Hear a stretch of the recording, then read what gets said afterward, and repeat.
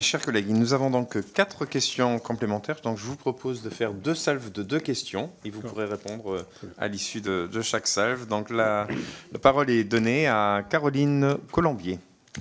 Merci, Monsieur le Président. Amiral, le respect de la LPM avec un budget porté à 5,5 milliards d'euros en 2025 masque les surcoûts des OPEX, les gels des crédits et les reports de charges.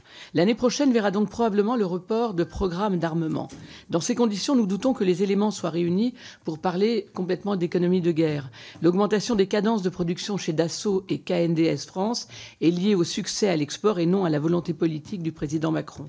Pour tenter de résoudre cet écart entre les besoins de nos forces et notre capacité de production, la lutte contre l'excès de normes doit être menée. Je pense au règlement européen REACH, qui instaure un régime coûteux d'enregistrement des substances chimiques, ce qui a pour conséquence de rallonger le délai de production des munitions. Par ailleurs, les critères ESG ont pour conséquence de limiter le financement des industries de l'armement pour le secteur bancaire. Enfin, beaucoup de normes issues du monde civil ne sont pas toujours pertinentes lorsqu'il s'agit d'équipements militaires. En ce sens, Amiral, quelle est votre perception de l'impact de l'inflation normative sur vos travaux de planification? Je vous remercie. Merci. La parole est à Frédéric Boccaletti. Merci, Monsieur le Président.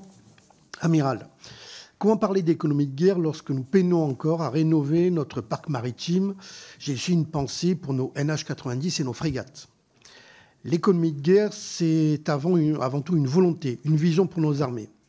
Amiral, pensez-vous que nos ambitions actées dans le livre blanc de 2013 ou encore dans la dernière LPM permettent à nos industriels de se projeter pleinement dans cette économie de guerre? Enfin, Amiral, je m'adresse aux marins. Le sous-dimensionnement prévu dans les textes n'est-il pas un frein?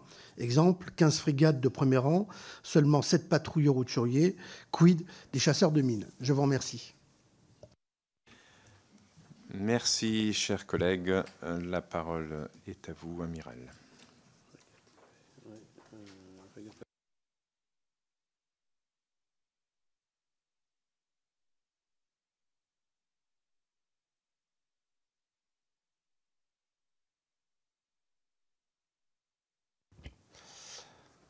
Alors, je vais tout d'abord répondre à la partie sur les normes.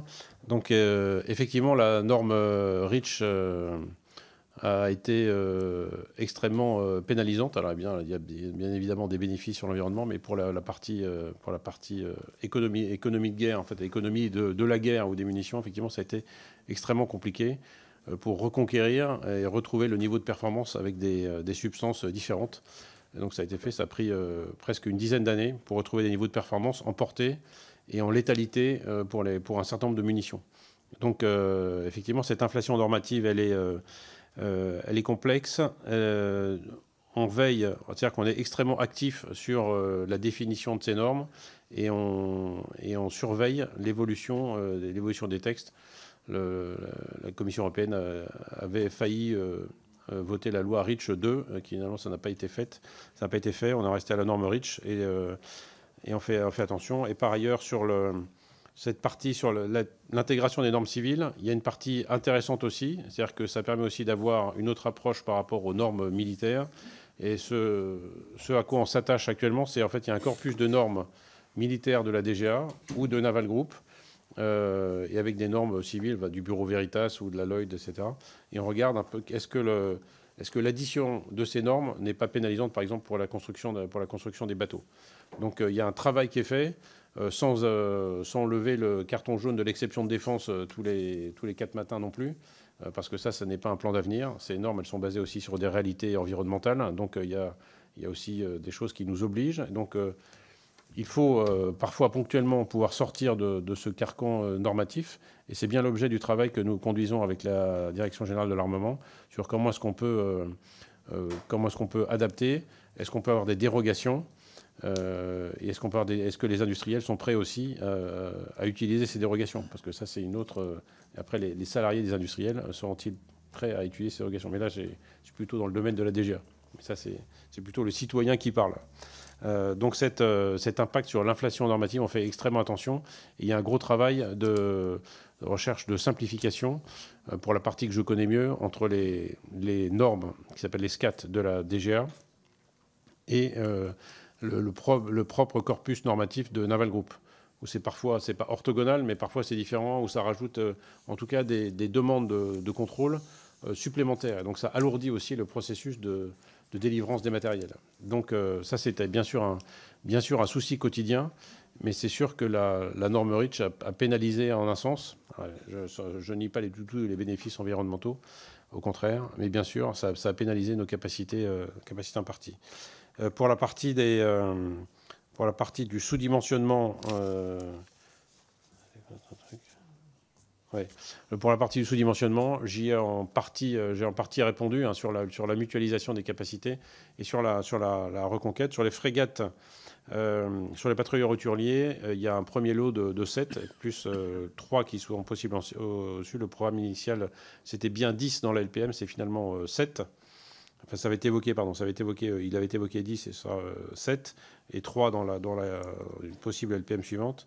Et sur les bâtiments de guerre des mines, la capacité de guerre des mines est en renouvellement, à travers un programme extrêmement ambitieux, qui est le système de lutte anti-mine du futur, qui est un programme où les drones ont toute leur part.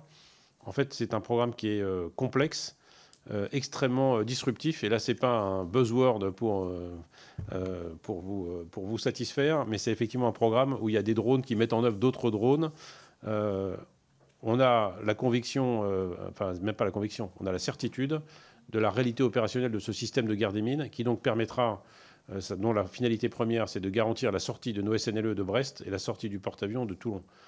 Et ce système, opérationnellement, il est parfaitement performant. C'est le système le plus performant peut-être au monde. C'est le système qu'on développe avec les Anglais, hein, en termes de capacité, grâce au sonar multifaisceau de Thales et tout le système d'environnement, le système de commandement. Donc il est en cours de réception. On a déjà un certain nombre de systèmes qui sont utilisés à Brest, avec des antennes au Cap de la Chèvre pour les Bretons, qui permettent de couvrir au-delà. Et ensuite, les bâtiments de guerre des mines permettront d'emporter ces capacités jusqu'au bord du plateau continental pour garantir la sortie de nos sous-marins nucléaires lanceurs d'engins. Donc c'est une capacité qui est en transition. On a encore les chasseurs de mines tripartites, et on est en train de transitionner sur ce système de lutte anti-mine du futur, donc à la fois pour Brest et pour Toulon. Et pour les frégates, j'insiste sur le remplacement les premiers essais extrêmement prometteurs de la frégate de défense et d'intervention, qui sont destinés à remplacer les frégates légères furtives que vous connaissez bien. Merci, Amiral. La parole est à Pascal Jenft.